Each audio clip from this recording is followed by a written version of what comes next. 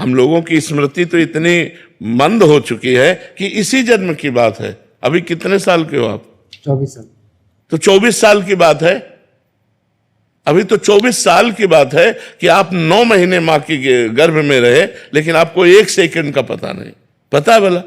1 second का पता नहीं है। तो अब पीछे जन्मों की तो बात हमें कैसे याद रहेगी जब इसी जन्म की याद नहीं कि मां के गर्भ में कैसे कष्ट सहा, कैसे महान दुख में रहे, हमें वो पता नहीं है। हम नाम जप करें और आगे को सुधारें, पीछे जो बिगड़ गया है वो ठीक हो जाएगा। नाम जप कीजिए। कोमल जी जयपुर से।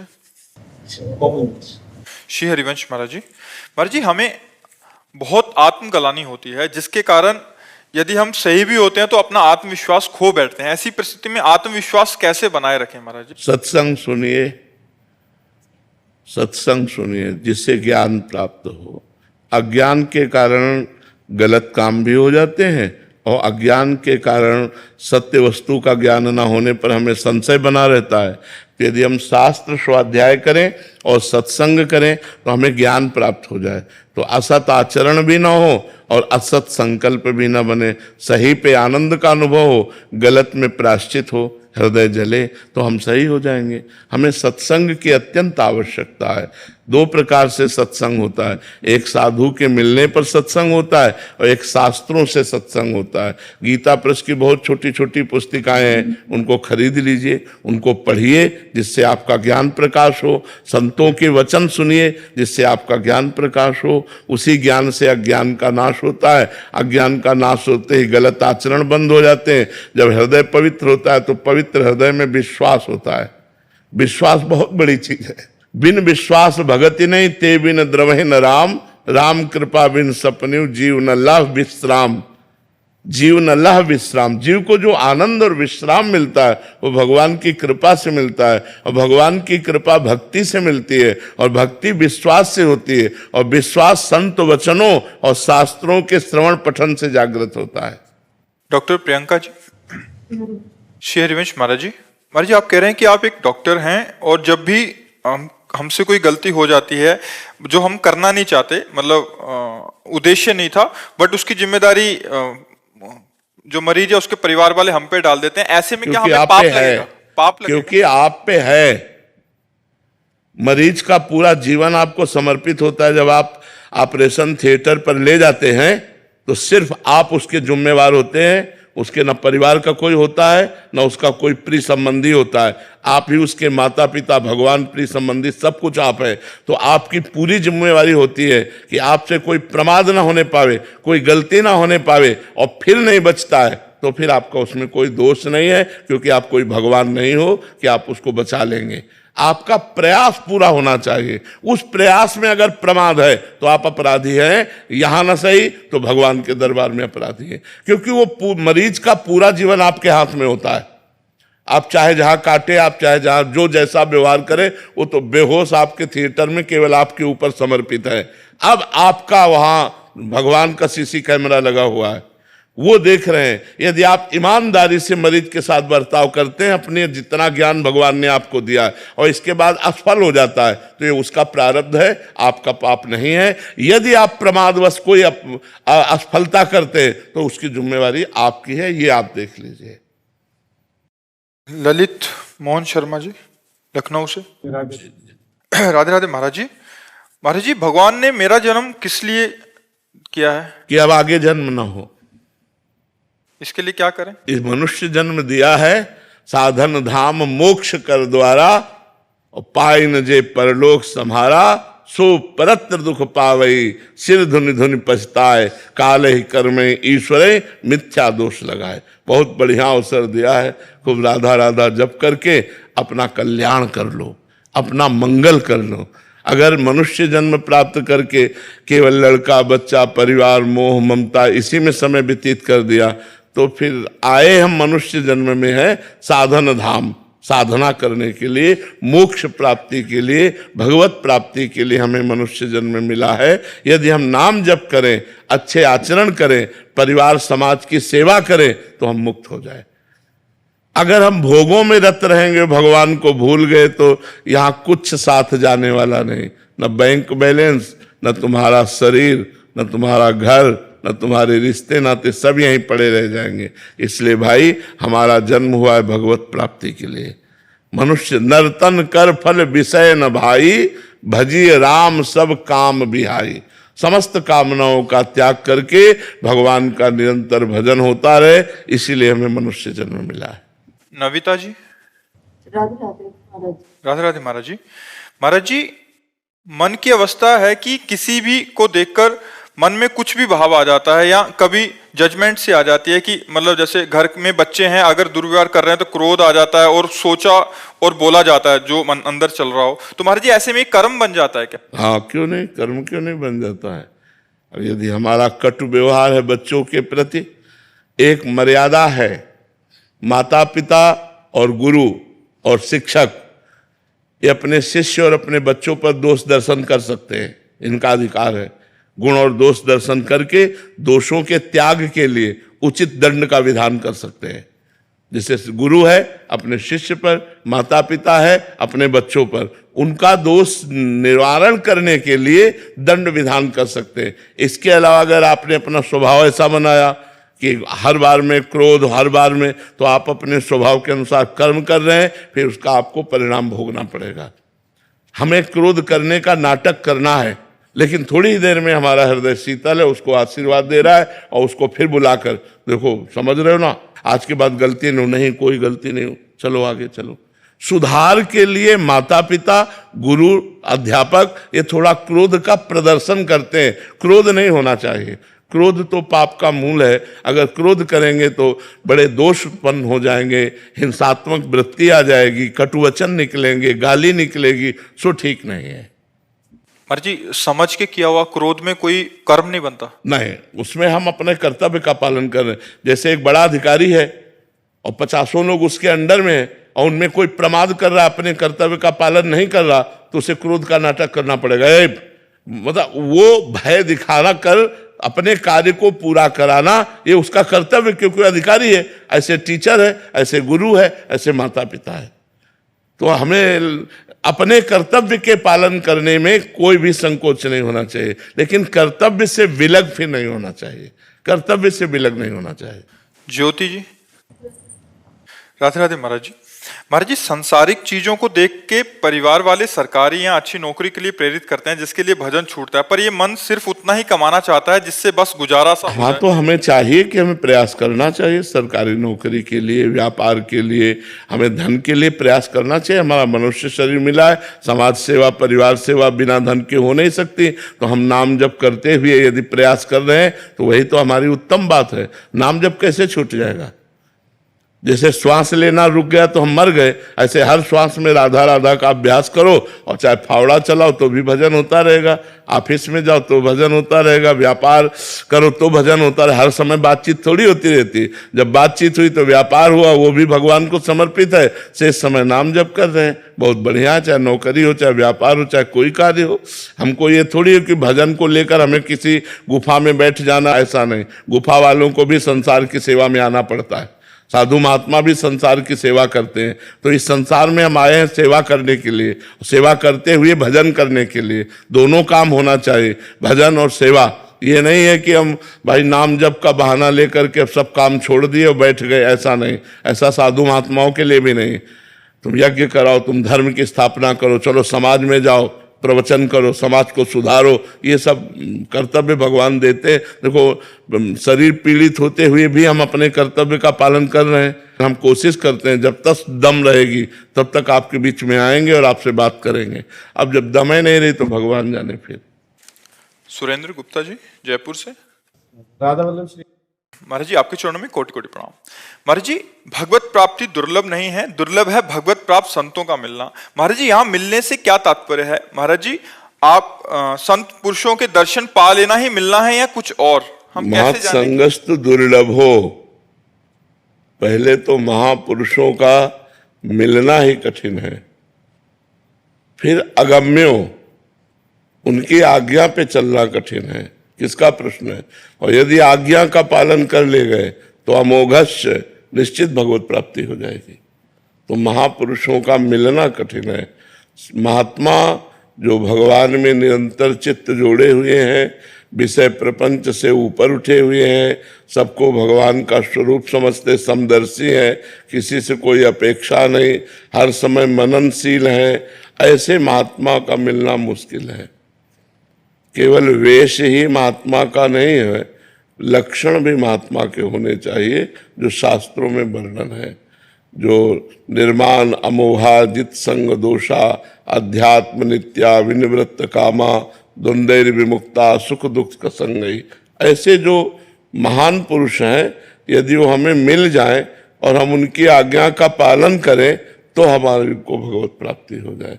पर आज्ञा पालन करने के लिए लिखा है अगम्यो, बड़ा कठिन है।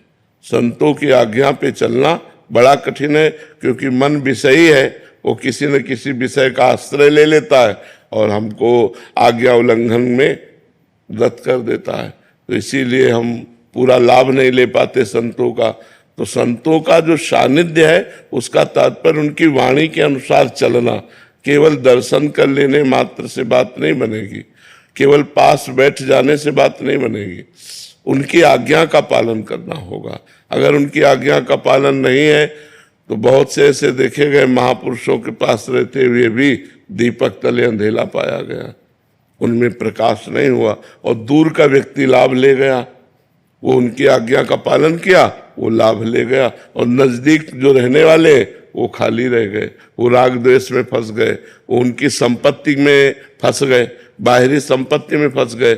और जो कोई चतुर सुजान हुआ तो उनकी आज्ञा का पालन करके उनकी आंतरिक संपत्ति ले गया। संतों में दो संपत्ति होती है, एक प्राकृतिक मायाकृत और एक अप्राकृतिक भागवतिक। भागवतिक संपत्ति के तो कोई विशेष अधिकारी होते हैं, उसी को भगवत प्राप्ति कहते हैं। तो संतों की आज्ञा का पालन करना, उनका संग निर्वाह कर लेना बड़ा कठिन है। यदि निर्वाह कर ले गए तो भगवत प्राप्ति पक्की है। अमोघश्च मात संगस्त दुर्लभो, लेकिन लिखा है अगम्यो, फिर लिखा है अमोघश्च। अगर आप उनकी आज्ञा का पालन कर ले गए तो अमोघश्च, निश्चित भगवत प्राप्ति हो जाएगी। सुधीर कसाना। राधा वल्लभ श्री हरिवंश। राधे राधे महाराज जी। महाराज जी, नाम या मंत्र जपते समय अगर मन लगे या ना लगे जपते रहो, ऐसा आपने बोला, उसका फल अवश्य मिलेगा। परंतु महाराज जी, आपने एक सत्संग में ये भी बोला कि खास बात चिंतन है, अगर तुम मन से सही चिंतन नहीं करोगे तो उसका फल नहीं मिलेगा। महाराज जी, नाम कक्षा 1 और कक्षा 10 अंतराय है ना। तो प्रारंभिक ये भजन है कि मन लगे ना लगे, चिंतन बने ना बने, हमारे मुख से राधा राधा निकल रहा है, करते रहो। फिर बात आई, अब क्लास बढ़ाना है कि केवल राधा राधा कह रहे हो, चिंतन तुम्हारा संसार का हो रहा है, अब समेटो, चिंतन भी राधा नाम में लगाओ। फिर खुद इतने राधा नाम में डूब जाओ कि खुद की शुद्ध ना रह जाए। तो वो एक क्लास बाय क्लास है। प्रारंभिक क्लास में अगर ये शर्त रख दी जाए कि मन जाए ही ना तभी भजन माना जाएगा, तो कोई भजन न कर पावे। भजन प्रारंभिक सबका ऐसा होता है कि हम भजन करना चाहते हैं पर हमारा मन विषयों में जा रहा है। बार बार अभ्यास करते हुए हम धीरे धीरे मन को कवर कर पा रहे हैं, धीरे धीरे भजन में ला रहे हैं, धीरे धीरे उसको अपने में लगा पा रहे हैं, और काफी कालांतर में फिर मन लगने लगता है तो ये चिंतन करने लगता है। फिर बाहरी जो क्रियाएं हो रही हैं और अंदर जो चिंतन हो रहा है वो एक हो रहा है, राधा राधा। तो मन भी राधा राधा बोल रहा है, श्रवणेंद्री सुन रही है, नेत्रेंद्री ध्यान के द्वारा देख रही है, और अंदर से स्वयं से राधा राधा राधा चल रहा है। तो ये स्थिति होती है। हमको प्रारंभिक स्थिति के साधक है तो प्रारंभिक बात पकड़नी चाहिए। जैसे संतों ने कहा, माला तो कर में फिरे, जिह्वा फिरे मुख माए, मन तो चौदिस फिरे, ये तो सुमिरन ना है। माला हाथ में चल रहा है और जबान से राधा राधा कह रहे हो और मन संसार का चिंतन कर रहा है, बोले ये तो सुमिरन नहीं हुआ। तो ये किस कोटि का सुमिरन है? ये सिद्ध कोटि का सुमिरन है। अगर साधक इस बात को पकड़ेगा तब तो भजन ही नहीं हो पाएगा। साधक का भजन होता है, थोड़ा मन भगवान में लगा, थोड़ा संसार में लगा, फिर भगवान में लगा, फिर संसार में लगा। ऐसे बहुत काल तक जब अभ्यास किया तो धीरे धीरे उसे अधिक समय भगवान में लगा पाए, फिर पूरा समय भगवान में लग जाता है, तो वही सिद्ध हो जाता है। तो इसलिए हमको साधक बन के चलना चाहिए। रजत मिश्रा जी भोपाल से। गोपाल राधे राधे श्री हरिवंश। राधे राधे महाराज जी। महाराज जी, क्या हमारे जीवन में आगे बढ़ने के लिए पुराने सारे प्रारब्धों का नष्ट होना जरूरी है, और क्या बिना उसके नष्ट हुए हम जीवन में आगे नहीं बढ़ सकते? हाँ, अगर अशुभ प्रारब्ध हैं तो बाधा तो पहुंचाएंगे ही। उनका कार्य ही है आपको असफल करना, उनका कार्य है आपको विपत्ति में फंसाना, आपको दुख देना। तो हरि स्मृति सर्व विपद विमोक्षण, यदि भगवान का स्मरण किया जाए, भगवान का नाम जप किया जाए, तो समस्त विपत्तियों में रहते हुए भी, हम ये नहीं कह सकते कि नष्ट हो जाएंगी, रहते हुए भी आप सुख पूर्वक उनको पार कर सकते हैं। क्योंकि प्रारब्ध बहुत वज्र की लीक होता है, प्रारब्ध मिटना बड़ा कठिन होता है। नहीं इतने बड़े बड़े संतों को भोगना ना पड़े। मान लो आप लोग तो 10 माला 20 माला जपते हैं और रात दिन जो भजन करते हैं, उनके शरीर में जो कष्ट आते हैं वो प्रारब्ध से ही तो आते हैं। तो प्रारब्ध इतना प्रबल है कि बड़े बड़े भजनानंदियों को भी कष्ट भोगने के लिए मजबूर कर देता है। पर उस कष्ट में भी भजन के प्रताप से वो आनंद मगन होकर के निकल जाते हैं, ये बात जरूरी है। भजन नहीं करोगे तो वो कष्ट आपको रौंद डालेगा, वो आपको डिस्टर्ब कर देगा, आपको व्यथित कर देगा। लेकिन यदि भजन चल रहा है तो भारी कष्ट में भी व्यथा उतनी पीड़ित नहीं करेगी, एक आनंद बना रहेगा। अभिलाष भट्ट जी लखनऊ। श्री हरिवंश राधे राधे। आदरणीय महाराज जी, सादर प्रणाम।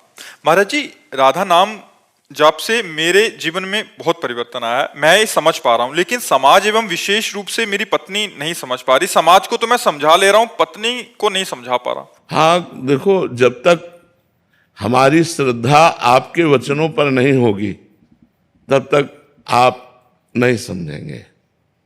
जब हमारी श्रद्धा आपके वचनों पे हो जाएगी तो हम भी जपने लगेंगे, और जहाँ जपने लगे तो हमको अनुभव में आने लगेगा, आनंद अनुभव में आने लगेगा, उन्नति समझ में आएगी, आध्यात्मिक उन्नति हो रही है। हम ये नहीं कह रहे कि आप करोड़पति बन जाओगे, लेकिन जो करोड़पति को भी सुख नहीं है वो आपको प्राप्त हो जाएगा। एक आनंद, एक शीतलता, एक निश्चिंतता, एक निर्भयता, एक निश्चोकता, ये आपके अंदर जागृत हो जाएगी। महाराज जी, उसमें कोई कमी तो नहीं रह जा रही है? राम नाम जप करता हूं तो कहीं कमी तो नहीं है कि मेरी पत्नी उसको मानने को तैयार नहीं? नहीं नहीं, अलग अलग संस्कार होते हैं।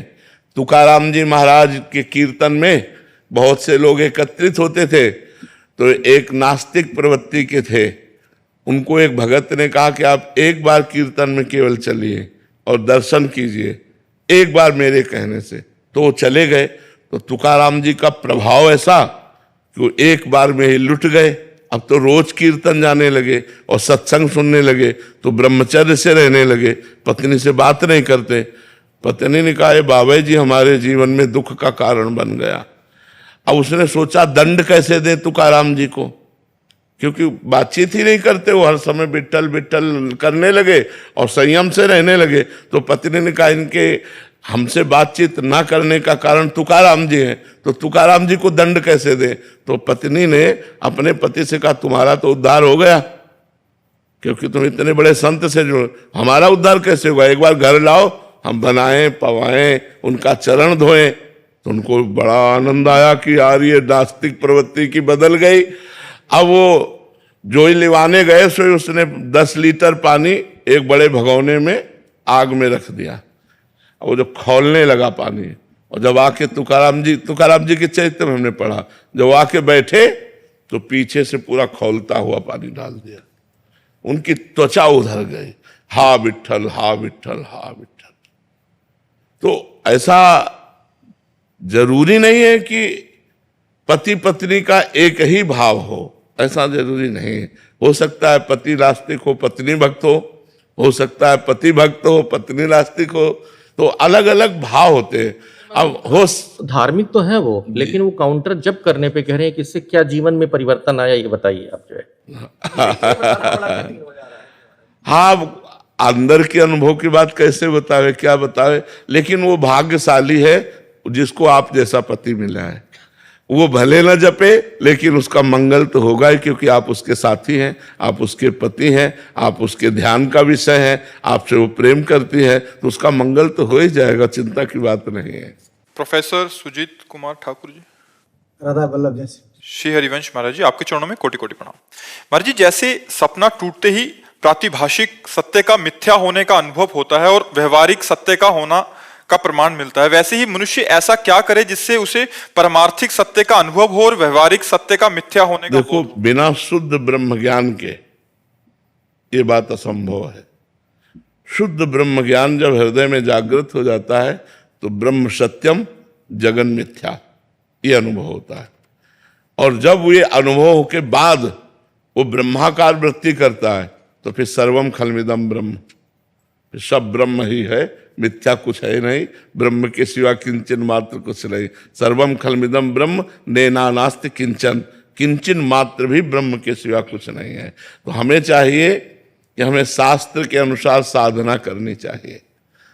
जब तक विवेक उदय नहीं होता, सत्य असत्य का निर्णय करने वाला, सत्य क्या है असत्य क्या है इसका परिचय कराने वाला जो ज्ञान है उसे विवेक कहते हैं, तब तक लोक परलोक के भोगों से वैराग्य नहीं होता। फिर सम इंद्रियों का निग्रह, दम मनोनिग्रह, उपरति भोगों का स्मरण भी त्याग कर देना, तितिक्षा आए हुए हर कष्ट को सह लेना, श्रद्धा शास्त्र और गुरु के वचनों में दृढ़ विश्वास, समाधान चित्त का परमात्मा में स्थित होना, मुमुक्षुता मैं मुक्त हो जाऊं, ये जब बातें हृदय में आती हैं तब ब्रह्म ज्ञान की तरफ हमारा कदम बढ़ता है। अगर ब्रह्म ज्ञान हो जाए तो हमको ये अनुभव में हो जाए, या भगवान से प्रेम हो जाए तो हमें अनुभव में हो जाए कि ये जगत भगवत स्वरूप है, मिथ्या तो केवल हल करने के लिए है, सवाल हल करने के लिए। लेकिन जब सवाल हल होगा तो सीय राम में सब जग जानी, करो प्रणाम जोरी जुग पानी, सब में भगवान विराजमान है, ऐसा अनुभव होगा। समझ पा रहे हैं जी? सरकार ये समझ में आ जाता है कि जो जैसे सपना सत्य नहीं था जी, लेकिन सपने में आपको यह अनुभव हुआ क्या कि सपना सत्य नहीं था? उस वक्त तो नहीं हुआ, उस वक्त तो लगा बिल्कुल सत्य है। जगने पर हुआ ना। तो अभी आप मोह निद्रा के स्वप्न को देख रहे हो, अभी आप जगे हुए पुरुष नहीं हो। जगा हुआ पुरुष तभी माना जाएगा जब सर्वत्र ब्रह्म बुद्धि हो जाएगी। आप स्वाप्निक पुरुष है, अभी आप स्वाप्निक पुरुष है। मोह निशा सब सोनिहारा, देखे स्वप्न अनेक प्रकारा। तो अभी तो अनेकता दिखाई दे रही ना, स्त्री पुरुष जड़ चैतन्य अच्छा बुरा, तो हम स्वाप्निक पुरुष हैं, अभी हम जगे हुए नहीं हैं। तो स्वप्न में भी जैसे लगता है कि मैं जग गया, लेकिन वो स्वप्न ही होता है। ऐसे ही हमको यहाँ लग रहा मैं जगा हुआ हूँ, लेकिन ये अज्ञान का स्वप्न है। जब ये समझ में आ जाए, उमा कहूँ मैं अनुभव अपना, सत हरि भजन जगत सब, हाँ ये जगत भी सपने जैसा ही है, ये सत्य नहीं है। ये वास्तविक जग जाने पर पता चलेगा। अभी तो हम स्वप्न में हैं, तो कैसे पता चले? स्वाप्निक पुरुष पहचान सकता है कि जगा हुआ कौन है? नहीं, वो नहीं पहचान सकता। जगा हुआ स्वाप्निक पुरुष को पहचान सकता है, लेकिन स्वाप्निक पुरुष जगे हुए पुरुष को नहीं पहचान सकता। क्या होता है, जैसे हमको ये अनुभव है कि वो सत्य नहीं था, ये सत्य नहीं है, तो जब आता है अंदर से जैसे गुस्सा हो गया, तो दूसरों को जितना तकलीफ देता होगा उससे ज्यादा तकलीफ हम लोग को देता है कि मुझे पता था गुस्सा नहीं करना था, फिर भी मैंने क्यों किया। अंदर से कौन सा वेग आता है जिसको मैं रोक नहीं पाता। यही दूसरा, यही द्वैत। क्रोध कब आता है? द्वैत के बिना क्रोध आता है क्या? क्रोध का मूल कारण द्वैत है, और द्वैत का मूल कारण कामना है। कामा संजायते क्रोधा, क्रोधा स्मृति विभ्रमा, स्मृति भ्रंशात बुद्धिनाशो बुद्धिनाशात प्रणश्यति। हमारी कामना है कि आदमी हमारे अनुकूल चले, हमारा लड़का अनुकूल चले, हमारी पत्नी अनुकूल चले, और जब वो प्रतिकूल चलेगी तो हमें क्रोध आ जाएगा। तो अगर हम लड़का देख रहे हैं, पत्नी देख रहे हैं, तभी तो, अगर उनमें ब्रह्म देखे तो, उनमें भगवान देखे तो क्रोध आएगा क्या? मेरा भगवान है। तो यही बात है। अभी हम सोए हुए पुरुष हैं जो मोह निद्रा में सो रहे हैं और कल्पनात्मक ये जागतिक स्वप्न देख रहे हैं। अब जब जग जाए तो आनंद आ जाएगा। एक बार राजा जनक को स्वप्न में दिखाई दिया कि वो भिखारी हो गए। उन्होंने कुछ चावल दाल मांगी और खिचड़ी बनाई, तो दो सांड लड़ते हुए आए और वो खिचड़ी सब बिखर गई। वो व्याकुल होके उठ बैठे। जब बैठे तो राजा तब उन्होंने सोचा कि ये सत्य कि वो सत्य। अब सभा में जाके पूछते विद्वानों से ये सत्य कि वो सत्य, तो अब कुछ उसकी व्याख्या करो तो समझ में आवे। केवल इतना प्रश्न, ये सत्य कि वो सत्य, तो कोई सही उत्तर दे नहीं पाता। तो भगवान अष्टावक्र जी महाराज पधारे, उनसे पूछा ये सत्य कि वो सत्य, बोले ना ये सत्य ना वो सत्य। जब तू स्वप्न में था तब जागृत असत्य था, और जब जागृत में है तो स्वप्न असत्य है। जो तत्क्षण कुछ ही क्षणों में असत हो जाते हैं उनकी सत्ता नहीं होती। ना असतो विद्यते भाव, ना भाव विद्यते सत्ता, इसलिए दोनों असत है, सत्य नहीं है। सत्य त्रिकाल सत्य होता है और ये असत है। तो जो जागृत में स्वप्न असत्य और स्वप्न में जागृत असत्य, तो दोनों असत्य, न ये सत्य न वो सत्य। सत्य तो अलग वस्तु है। उसी सत्य का बोध करा तभी अष्टावक्र जी ज्ञानी जनक जी के गुरु हुए। अमित अग्रवाल जी दिल्ली से। राधे राधे महाराज। राधे राधे महाराज जी। महाराज जी, प्रभु से मिलन कब और कैसे होगा? क्या ये प्रारब्ध पर निर्धारित करता है? नहीं, ये भजन पर निर्धारित करता है। एक पीपल के वृक्ष के नीचे, एक बरगद के वृक्ष के नीचे दो महात्मा भजन कर रहे थे। तो देवर्षि नारद जी वहां से निकले, तो बरगद के वृक्ष वाले ने, महात्मा ने साष्टांग दंडवत किया और कहा महाराज आप नारायण से मिलते हो, कभी पूछना कि हमें कब दर्शन देंगे। ठीक ऐसा ही प्रश्न पीपल के वृक्ष वाले महात्मा ने भी किया कि आप भगवान से मिलते जुलते हो, हमारी चर्चा चलाना कभी भगवान हमसे, भगवान कब दर्शन देंगे। तो नारद जी ने भगवान से चर्चा चलाई। जब लौट कर आए तो पहले बरगद के वृक्ष वाले महात्मा मिले, भगवान से बात की, बोले हाँ भगवान ने कहा है इस जन्म में आपको दर्शन दे देंगे। पीपल के वृक्ष वाले महात्मा से कहा कि भगवान ने कहा जितने पीपल के पत्ते हैं इतने जन्म लगेंगे तुम्हें हमारे दर्शन करने में। बोले भगवान हमें जान रहे हैं कि भजन कर रहे हैं? बोले हाँ। बस चिल्ला चिल्ला के रोने लगे। हम तो यही नहीं समझ पा रहे थे कि मैं भजन कर रहा हूं, भगवान जान रहे कि नहीं। वो जान रहे, मुझे जान रहे, और खूब रोने, इतने विकल हुए, इतने रोने लगे कि उसी समय भगवान प्रकट हो गए, गले से लगा लिया। नारद जी ने कहा कि महाराज आपने हमें झूठा कह दिया। भगवान ने कहा क्यों? बोले बरगद के वृक्ष वाले के लिए कहा था कि एक इसी जन्म में हम दर्शन दे देंगे, और इनके लिए कहा था जितने पीपल के पत्ते हैं। तो बोले इनकी जो भजन शैली थी उसमें उतना ही समय लगता, लेकिन ये विकल हो गए, रुदन से इतने विकल हो गए, और उस विकलता में मुझे पुकारा। यही विकलता मेरे साक्षात दर्शन का हेतु है। रुदु सुस्वरम राजन कृष्ण दर्शन लालसा, तासा महावीर भूत छौरी, इसमें मान मुखाम्बुजा, पीताम्बर धरा सृग्वी, साक्षात मनमथ मनमथा। जो भगवान के लिए अंतर से रुदन करने लगता है, जैसे अब प्राण निकल जाए, अगर सांस लेने को न मिले, ऐसी विकलता आ जाए तो उसी समय भगवान दर्शन दे देंगे। अब ये कब आएगी इसका कोई पता नहीं। 10 दिन में भी आ सकती, 10 जन्म में भी नहीं आ सकती। भगवान के लिए मिलन की विकलता हो जाना कि अब प्राण व्याकुल हो गए, दरस बिन दुखन लागे नयन। अब तो चैन नहीं है, नहीं खान पान ते भावे है, नहीं कोमल वसन सुहावे है, सब विषय लगे ते खारा है, हरि आशिक का मग्न्यारा। सब कुछ छूट गया, बस एक लगन रह गई, प्रभु मिलो प्रभु मिलो। मिल जाएंगे प्रभु, लेकिन अभी सब कुछ छूटा नहीं है, और ना प्रभु के लिए इतनी विकलता है, इसलिए खा पी के आराम से सो रहे हैं। नहीं तो नारायण हरि भजन में ये पांचों न सुहात, विषय भोग, निद्रा, हंसी, जगत प्रीति, बहु बात समझ में आ रही? अनंत कुमार साहू जी बेंगलोर से।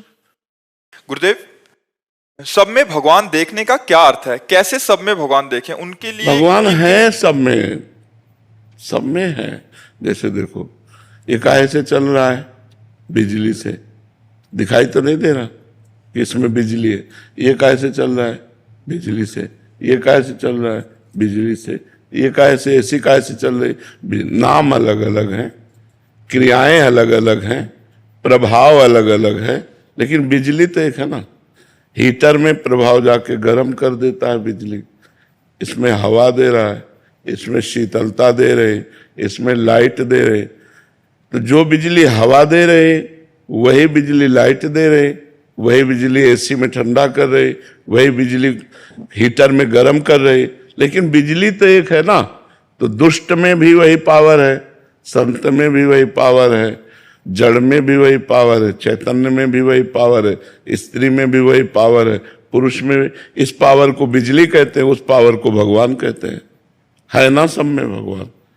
वो जब नहीं रहते तो क्रिया शून्य हो जाता है मनुष्य का शरीर और उसे जला दिया जाता है। तो भगवान सब में है, ये पक्की बात है, पर बिना साधना के हमें वो दिखाई नहीं दे सकते। दिखाई देती माया है, मायाकृत पांच भौतिक शरीर, मायाकृत क्रियाएं, मायाकृत स्वभाव, मायाकृत गुण अवगुण, ये सब दिखाई देगा, भगवान नहीं दिखाई देंगे। साधना करोगे तब भगवान कृपा करेंगे। जब आपके अंदर ज्ञान नेत्र या प्रेम नेत्र प्रकट होंगे तब भगवान का साक्षात्कार होता है।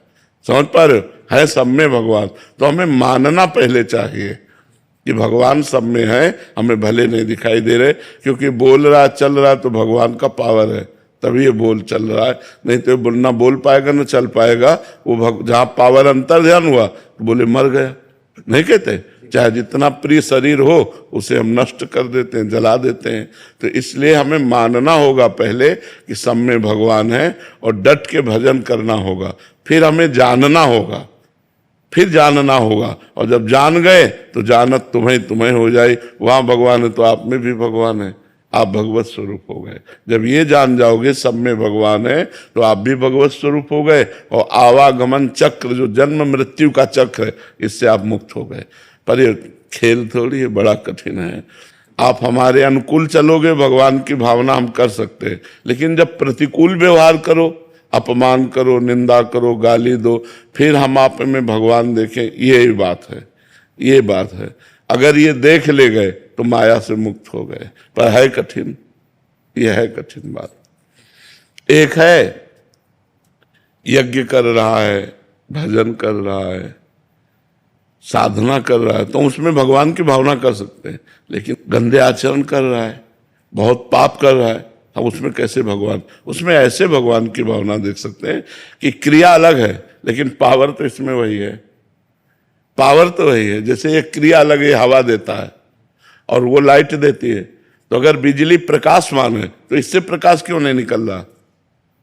ये हवा क्यों दे रहा है? तो यंत्र के अनुसार वो प्रभाव उसका अलग अलग है। ऐसे खोपड़ी के अनुसार स्वभाव अलग अलग है, क्रिया अलग अलग है, लेकिन पावर उसमें भगवान है। उस कसाई में भी पावर भगवान का ही है। जो हाथ उठा के गड़ासा चलाता है वो उसी पावर से चलाता है, जो यज्ञ कर रहा है वो उसी पावर से कर रहा है। विद्या विनय संपन्ने ब्राह्मणे गविहस्तनी स्वनीचय सुपाके चा पंडिता समदर्शिना।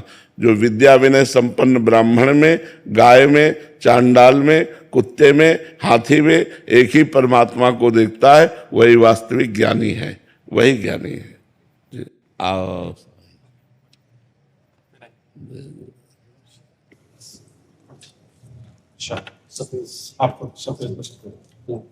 स्वामीनारायण भगवान ने लिखा हुआ ग्रंथ है शिक्षापत्री।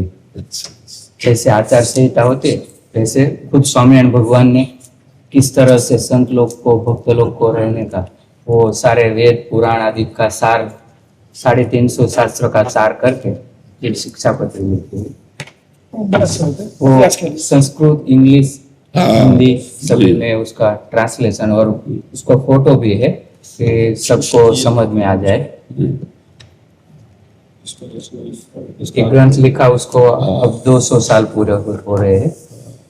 स्वामीनारायण संप्रदाय के हर आश्रित इस ग्रंथ को हर रोज पढ़ते हैं।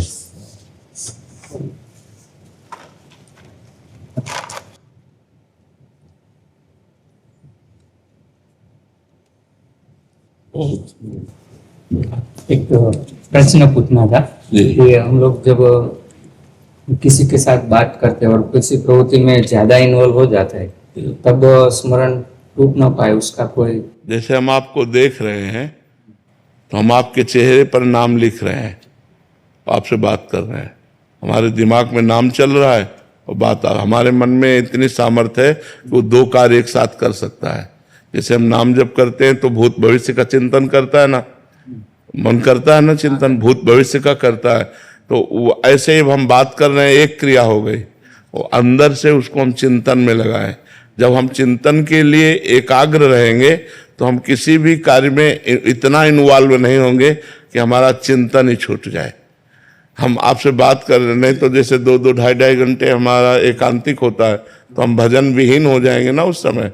तो जब हमारा एकांतिक हुआ स्वयं पूरे तन्मय हुए, और जब एकांतिक में कर रहे हैं प्रश्न उत्तर कर रहे हैं तो किसी की तरफ, एक की तरफ दृष्टि लगा दी और बस उसी दृष्टि में राधा नाम लिख रहे हैं, आपसे बात करते जा रहे हैं। आप समझ रहे हैं, आप ऐसे ऐसे आपको ऐसा करना चाहिए, आपको ऐसा करना चाहिए, वो बार बार हमारा मन लिख रहा है राधा राधा राधा। तो हम उच्चारण नहीं कर पा रहे, लेकिन हमारे दिमाग में राधा नाम चल रहा है और वाणी से हम आपसे वार्ता कर रहे हैं। तो अगर हमारे दिमाग से चिंतन चल रहा है तो वो अनन्य चिंतन के गत आएगा। अनन्य चेता सततम यो माम स्मृति नित्यसा तस्य हम सुलभा पार्थ नित्युक्त से योगिना। हमें प्रयास करना है कि हमारी वार्ता भी भागवतिक हो, और हमें प्रयास करना है कि हमारा अंदर का चिंतन चलता रहे। अब जैसे पकड़ लिया एक नाम नारायण, अब अंदर चल रहा है नारायण नारायण नारायण, हम बार बार लिख रहे हैं नारायण नारायण। ये बहुत अभ्यास से होगा, नहीं तो एक ही चल पाएगा। बात करोगे तो वो रुक जाएगा, और वो चलेगा तो बात नहीं सही कर पाओगे। तो जब अभ्यास हो जाता है तो अभ्यास से, अभ्यास योग युक्तेन चेतसा नान्य गामिना, ऐसा हम अभ्यास करें कि हमारा चित्त और कहीं जाए ना। इसीलिए मंत्र के अलावा नाम भी पकड़ा जाता है कि मंत्र में थोड़ी कठिनता होती है, उसके लिए एकाग्रता और एकांत चाहिए। तो हम कोई छोटा नाम पकड़ लेते हैं, भगवान का अनंत नाम है, और उसको हम बार बार स्मरण में लाते हैं। तो हम ऐसा करते हैं, हम ऐसा करते हैं, जैसे आपसे बात कर रहे हैं तो आपके चेहरे पर राधा नाम ले, तो आपकी तरफ देख रहे हैं तो आपको लग रहा है हम आपको ही संबोधन कर रहे हैं, और आप समझ नहीं पा रहे, और अपना नाम भी चल रहा है राधा राधा, और आपसे बात भी कर रहे हैं। तो ऐसे, और जहां आप बोले तब तो हम पूरे एकाग्र ही हो जाएंगे अपने नाम में, और कान सुन रहा है आपकी बात, फिर उसका उत्तर दिया, क्योंकि रहना अपनी स्थिति में तो तुम्हारा